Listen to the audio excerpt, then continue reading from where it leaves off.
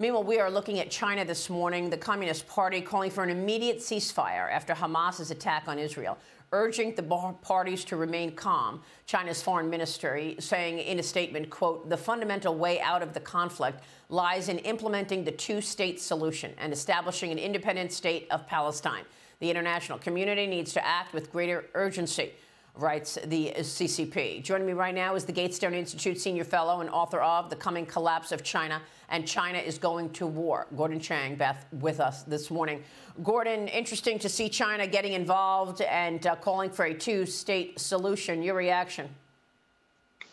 Well, of course, China is going to ask both sides to exercise restraint because Hamas is engaged in this brutality. The rape is just horrific, and China won't condemn it. China won't condemn it because I believe it's supporting Hamas's attack. Remember, Hamas is a proxy of Iran. Iran, in many respects, is a proxy of China. China fuels Iran. It's Chinese money that is supporting this war, and on the Hamas side.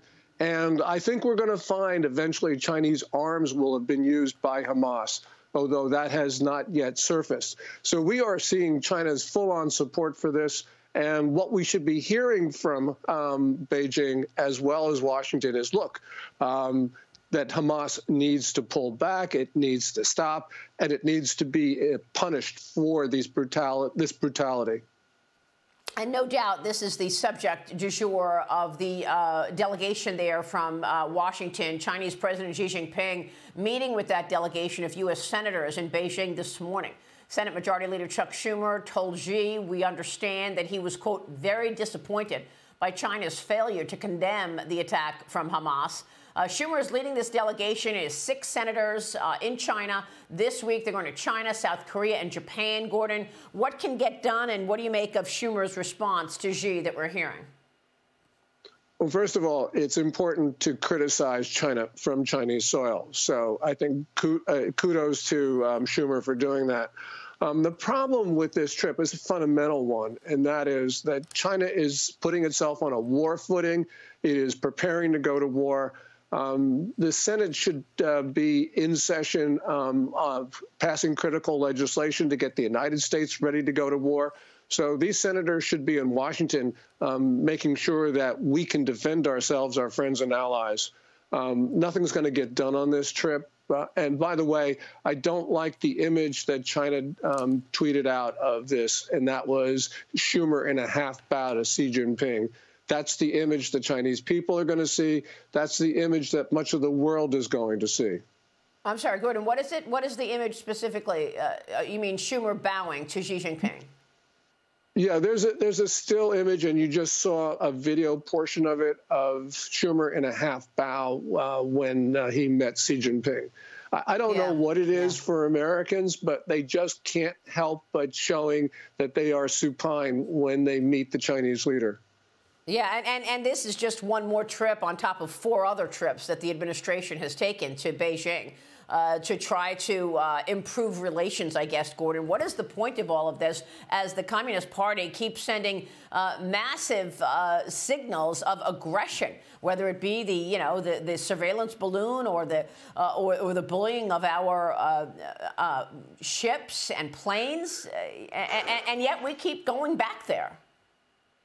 Yeah, the administration has shown desperation to try to establish a communication channel with a regime that has no interest in sharing the planet with us, which in fact for decades, well, for years, has been planning to go to war on America, and with fentanyl has been killing Americans to, maybe 75,000 last year, according to preliminary CDC estimates. So we think we're at peace, and that because of that, we can lose our country. Yeah, and in the meantime, we are now dealing with war in the Middle East. The Department of Defense announced it was deploying the Ford Aircraft Carrier Battle Group. It includes an Aegis cruiser, 4 Aegis destroyers. So the administration is pushing back, showing solidarity with Israel. President Biden told reporters on Friday that he expected to meet with Chinese President Xi Jinping in San Francisco next month, Gordon. We don't know whether or not this meeting is up in the air or whether it is on. But here's the president on Friday. Watch this. Got to get your reaction. Mr. President, what are the prospects for a meeting between you and President Xi of China in San Francisco next month? There has been no such meeting set up, but it is a possibility. No commitment there, Gordon. We just don't know. I mean, this is up to the Chinese, let's face it. Yeah, and President Biden should have said, as long as the Chinese are killing Americans with fentanyl, as long as they are preparing to go to war on America, as long as they are stealing our intellectual property, as long as they're behind COVID, there will be no meeting with China. We will impose the most severe costs on China to protect our friends and allies, and we will get justice for the American people. That's what Biden should have said. That is so spot on, Gordon. How does this war in the Middle East change things in your view? You talked at the beginning of our interview here about support, indirect support, but support nonetheless. So maybe it is direct support from China on Iran. Yes, and it mirrors what China's been doing with Russia and Ukraine, where China is supporting the Russian war effort across the board, did it from the very beginning of that conflict. The Biden administration kept on saying, well, you can't provide lethal aid. Well, the Chinese provided lethal aid from the very beginning of that conflict and didn't do anything. And so, of course, the rest of the world sees the fecklessness and the feebleness of American policy.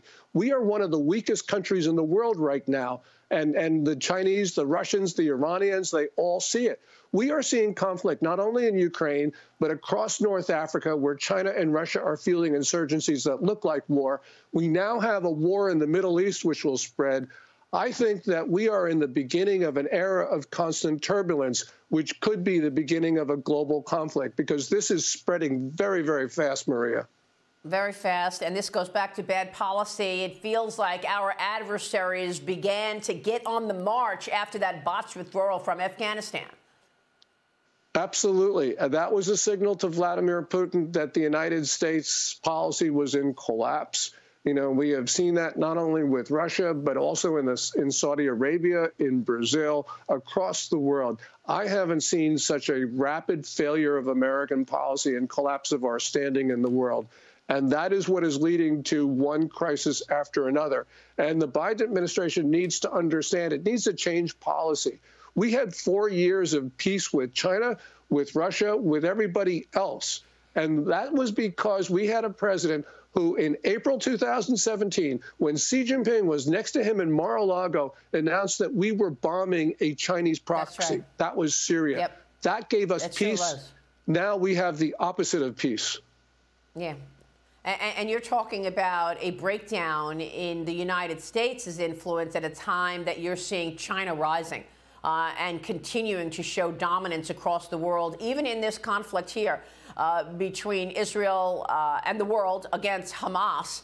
You're seeing China call for a two-state solution. Yes, and this is occurring at a time when China has internal problems which are almost unprecedented, ones we haven't seen in a decade, purges in the Chinese military, and yet China is exercising influence because of the strength of one individual, Xi Jinping. And the United States, which is still the strongest nation in the world, appears to be one of the weakest because of the failure of someone sitting in the Oval Office. Yeah, I mean, do you think that Hamas and the Iranians looked at the leadership in America and thought, well, now is the time to strike Israel? Absolutely. And they're not the only ones who are thinking that. And we've got to be prepared that this conflict will spread elsewhere around the world. This looks like the beginning of World War III. Oh, my goodness. Gordon, thank you. We're going to be watching all of this, and we so appreciate your insight on all of this.